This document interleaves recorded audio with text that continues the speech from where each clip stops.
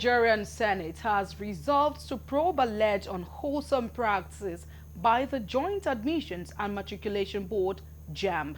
The upper legislative chamber says the move is to curtail the practice of undisclosed admissions and other unwholesome practices by the board and universities, particularly the University of Nigeria, Nsukka, UNN.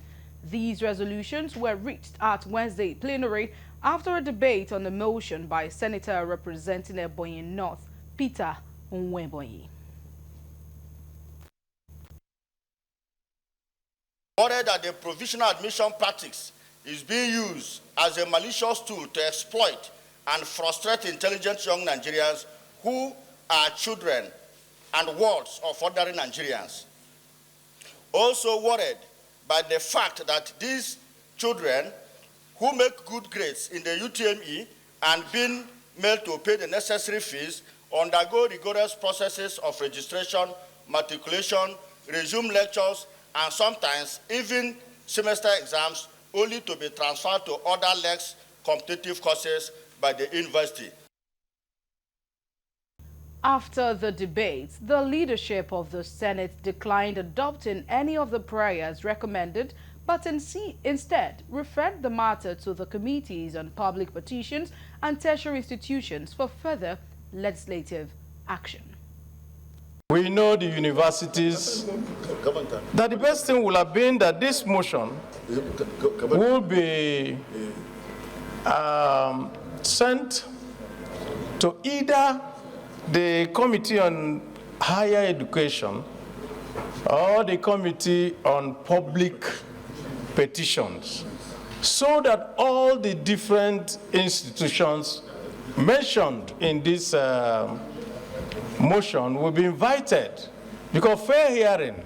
Let us invite officials of the University of Nigeria, Nsukka, and Jamb to look at the veracity of this claim that 290 students were left wandering about in the university campus after staying for maybe 1 year or 2 years. I have heard stories of people staying in the university for 4 years without even graduating with a degree, based on discrepancies in the admission policy. Our Committee on Public Petition jointly to do a thorough investigation, revert to this Senate in 2 weeks, so that we can do a holistic job, and even invite the Minister of Education to attend, to find out whether this kind of practice, if it is occurring, is also occurring in other tertiary institutions. So let us do a holistic job. If it is the view of the Senate that we refer this entirety to the Committee on Tertiary Education and Public Petitions, can we say aye? Aye. Those again say nay. The ayes have it. In another development, the Senate asked the federal government to immortalize the late Ohinoi of Ibiraland, Dr. Abdurrahman Ado Ibrahim. A former vice president of the Supreme Council for Islamic Affairs, Ibrahim died on October 29 in an Abuja hospital where he had been receiving treatment for age-related ailment and has since been buried. Senators, in their contributions, eulogized the late monarch and approved the prayers of the motion, which was put to voice votes by Senate President Godswill Akpabio.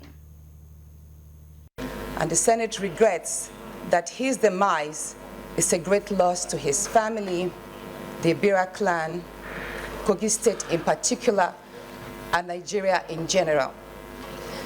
The Senate accordingly resolves to observe a minute's silence in his honor, send a condolence letter to commiserate with the family, the good people of Ibira land, and urge the federal government to immortalize him by naming the Federal College of Education after him. Urge the federal government to immortalize him by naming a higher institution after him. Specifically, Federal College of Education, Okene. Those in support of this prayer say aye. Aye. Those against say nay. The ayes have it.